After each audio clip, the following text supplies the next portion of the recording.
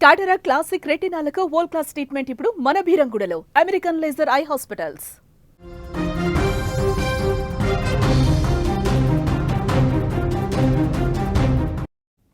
అర్థమైంది.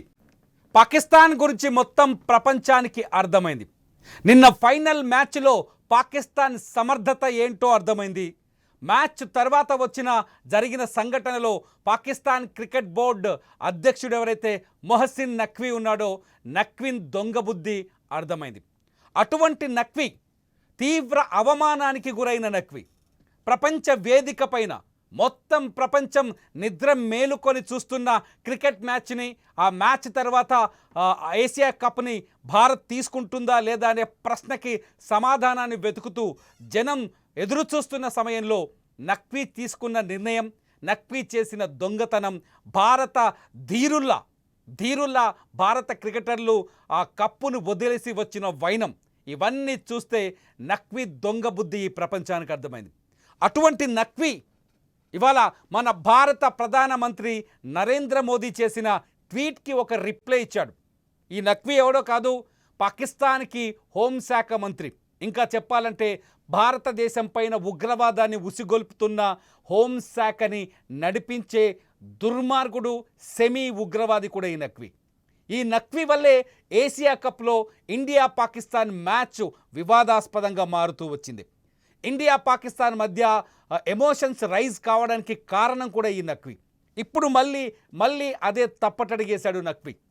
భారత ప్రధానమంత్రి నరేంద్ర మోదీ చాలా స్పష్టంగా చెప్పారు, సూర్యకుమార్ యాదవ్ ఎవరైతే మన కెప్టెన్ ఉన్నాడో, కెప్టెన్ మనసులో ఉన్న భావాన్ని తన ట్వీట్లో చెప్పారు భారత ప్రధాని నరేంద్ర మోదీ.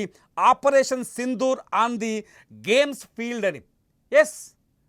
ఎస్ మీరు తుపాకులు చూపించినప్పుడు, ఆపరేషన్ సింధూర్ సమయంలో మీరు క్రికెట్ దుస్తులు వేసుకొని, జెర్సీలు వేసుకొని రోడ్లపైకి వచ్చి ర్యాలీలు చేసినప్పుడు, మీ ట్విట్టర్లో భారతదేశం పైన విద్వేషాన్ని వెళ్ళగెక్కినప్పుడు, పహల్గామ్ దాడిని ఒక్క పాకిస్తాన్ క్రికెటర్ కూడా ఖండించనప్పుడు, పైగా భారతదేశ ఆపరేషన్ సింధూర్ని అవమానిస్తూ ఫోటోలు, మీమ్లు తయారు చేసి భారతీయుల మనోభావాలని దెబ్బతీసినప్పుడు నొప్పి కలగలేదా? ఇవాళ నొప్పి వచ్చిందా? రాస్తాడు నఖ్వీ. భారత ప్రధాని నరేంద్ర మోదీ ట్వీట్కి రిప్లై రాస్తాడు, యుద్ధం మీ గర్వకారణానికి కొలమానమైతే పాకిస్తాన్లో మీ అవమానకరమైన ఓటములను చరిత్ర ఇప్పటికే నమోదు చేసింది. ఎప్పుడురా నాయన, ఎప్పుడు నమోదు చేసింది? ఎప్పుడు చూసినా భారత్ని, ఎప్పుడు చూసినా పాక్ ఉచ్చపోసుకుంది. మీ పాకిస్తాన్ ప్రధానమంత్రి షెహబాజ్ షరీఫ్ చాలా స్పష్టంగా ఇరాన్లో టెహరాన్ వెళ్ళి యుద్ధం పైన మాట్లాడుతూ ఏం చెప్పాడో తెలుసా? ఆ రోజు రాత్రి మోదీ మమ్మల్ని నిద్రపోకుండా చేశాడని చెప్పాడు. మేము దాడి చేద్దామని ప్లాన్ చేసుకునే లోపే మా పాకిస్తాన్ని బుగ్గిపాలు చేశాడని చెప్పాడు. ఓటమిని ప్రపంచ వేదిక పైన అంగీకరించాడు కదా, ఇంకా మీరెప్పుడు గెలిచింది? ఇవాళ మ్యాచ్లో వరుసగా 3 సార్లు తలపడి 3 సార్లు ఓడిపోయారు కదా, ఇంకా మీరెప్పుడు గెలిచింది? పాకిస్తాన్ మొదటి నుంచి కుతంత్రపూరితమైన దేశం. పాకిస్తాన్ మొదటి నుంచి కుట్రపూరితమైన నిర్ణయాలు తీసుకుంటుంది. పాకిస్తాన్ మొదటి నుంచి తప్పుడు ప్రాపగండ చేస్తుంది.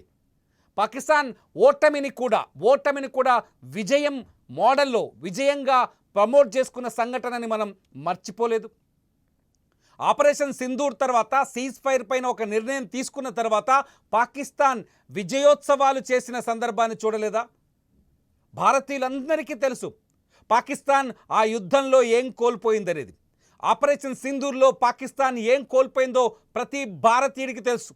పాకిస్తాన్ భూభాగంలోకి వెళ్ళి మన భారతదేశం తయారు చేసిన బ్రహ్మోస్ క్షిపణి సృష్టించిన విధ్వంసం గురించి ప్రతి పాకిస్తానీకి తెలుసు, ప్రతి భారతీయుడికి తెలుసు.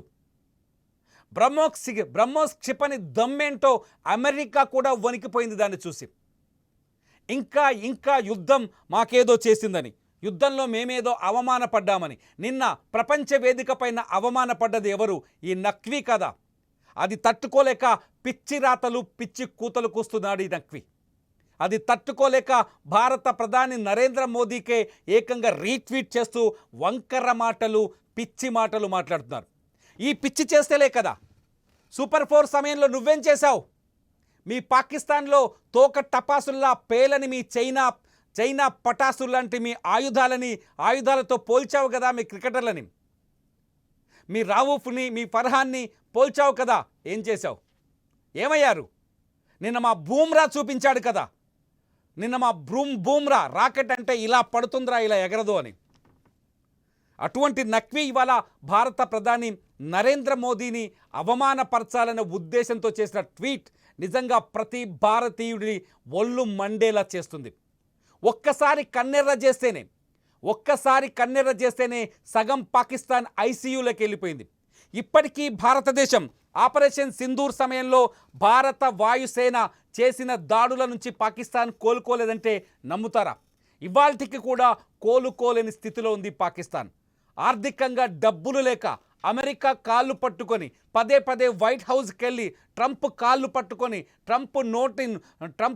ట్రంప్కి లొంగిపోయి ట్రంప్కు శాంతి బహుమతి ఇవ్వాలని చెబుతూ వంకర పనులన్నీ చేస్తుంది పాకిస్తాన్.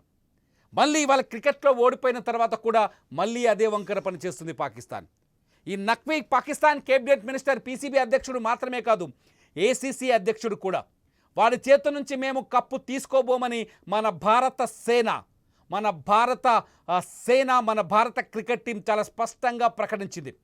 నఖ్వీ చేతులను చూస్తే మాకు మా పహల్గాం దాడిలో ప్రాణాలు కోల్పోయిన అమాయకుల రక్తం కనిపిస్తుంది. ఆ రక్తాన్ని మేము ముట్టుకోలేమని, టచ్ చేయలేమని చెప్పింది భారత క్రికెట్ టీం. అందుకే ఆ కప్పుని, ఎంతో ప్రతిష్టాత్మకమైన కప్పుని 9 సార్లు గెలుచుకున్న 9వ ఏదైతే ట్రోఫీ ఉందో ఆ ట్రోఫీని అక్కడే దుబాయ్ మైదానంలోనే వదిలేసి వచ్చింది. తొడగొట్టి గెలిచాంరా అని మీసం మెలేసి తిప్పి తిరిగి ఇండియాకు వచ్చింది భారత టీం. ఆ కప్పును అక్కడే వదిలేసి వెళ్లాల్సిన ఈ మహసిన్ నఖ్వీ అనే ఈ దొంగతనంగా కప్పుని సంకలో పెట్టుకొని పాకిస్తాన్కి పారిపోయాడు. ఇది ప్రపంచం మొత్తం అతని పైన ట్రోల్ చేస్తుంది, ప్రపంచం మొత్తం అతన్ని నిలదీస్తుంది, ప్రపంచం మొత్తం అతన్ని ప్రశ్నిస్తుంది. క్రికెట్లోకి రాజకీయాలు అక్కర్లేదు, కరెక్టే, కానీ మీరు చేసిందేంటి? ఆపరేషన్ సింధూర్ సమయంలో మీరు చేసిందేంటి? అందుకే కదా మేము షేక్ హ్యాండ్ ఇవ్వండి. ఆపరేషన్ సింధూర్ సమయంలో మా భారతదేశాన్ని, మా భారత భూభాగాన్ని, మా యుద్ధాన్ని, మా ప్రధానిని మీరు అవమానించలే? క్రికెటర్లుగా ఉన్న మీరు అవమానించలేదా? క్రికెటర్లుగా ఉన్న మీరు అవమానించారా లేదా? మీ షాహిద్ అఫ్రిది అనే ఒక మాజీ క్రికెటర్ చెప్పిన మాటలు ఒకసారి వినండి. మీరు ఎక్స్ట్రాలు చేస్తున్నారని మీకు బుద్ధి చెప్పిన మాటలను ఒకసారి వినండి. మీకు చెప్పిన మాటల్ని ఒకసారి వినండి. అటువంటి పాకిస్తాన్ ఇవాళ మళ్ళీ భారత ప్రధానమంత్రి నరేంద్ర మోదీ జోలికి వచ్చే ప్రయత్నం చేస్తుంది.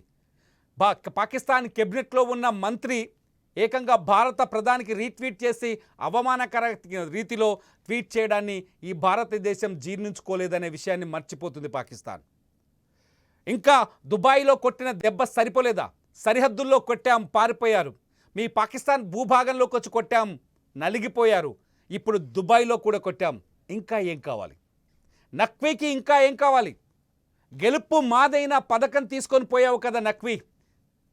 గెలుపు మాదైన ట్రోఫీ తీసుకొని పాకిస్తాన్ పారిపోయాడు కదా ఈ నక్కజిత్తుల నఖ్వీ చేస్తున్న ఈ ప్రయత్నాలు, ఈ నక్కజిత్తుల నఖ్వీ భారత క్రికెట్ టీంని అవమానపరచాలని ప్రపంచ వేదికపైన దొంగ చేష్టలు, పిచ్చి చేష్టలు చేస్తున్న ఈ నఖ్వీకి ఇంకా బుద్ధి చెప్పే రోజులున్నాయి. ఇప్పటికే సగం పరువు పోయింది. పాకిస్తాన్ పరువు పోయింది, పాకిస్తాన్ క్రికెట్ టీం పరువు పోయింది, పీసీబీ పరువు పోయింది, ఏసీసీ అధ్యక్షుడిగా ఉండి ఏసీసీ పరువు కూడా పోగొట్టేశాడు ఈ నఖ్వీ. మళ్ళీ ఇప్పుడు మన భారత ప్రధాని జోలికి వస్తాను. ఈ నఖ్వీని ఏం చేయాలి? ఈ నఖ్వీని ఏం చేస్తే అతని తోక కత్తిరించవచ్చు? ఒక భారతమాత ముద్దు బిడ్డలుగా, భారతీయులుగా మీరేమనుకుంటున్నారు? ఈ వీడియో కింద కామెంట్ చేయండి. చూస్తూనే ఉండండి లైవ్ అప్డేట్స్ కోసం సుమన్ టీవీ డిజిటల్ లైవ్, అట్లాగే సుమన్ టీవీ లైవ్.